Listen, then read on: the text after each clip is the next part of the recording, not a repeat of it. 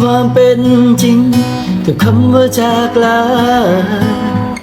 บ่หวนคืนมาเหมือนดังเคยจากไปไกลเท่าใดจงหูเสมอจะหักกันเหมือนเคยและตลอดไปถึงว่าวันนี้จะทำใจได้ยากกับการจากไปแสนไกลแต่ความคิดถึงจะมีเสมอไปนานเท่าใดก็บ่ลืม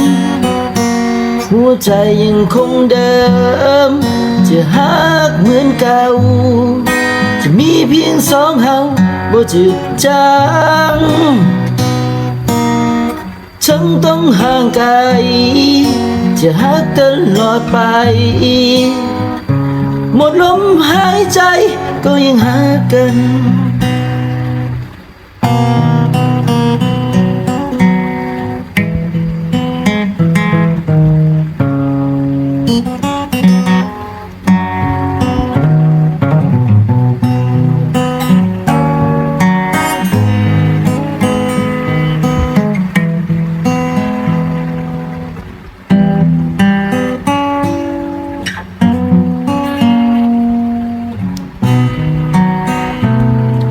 หัวใจยังคงเดิมจะหาเหมือนเก่าจะมีเพียงสองเฮาบ่จืดจางฉันต้องห่างไกลจะหักตลอดไป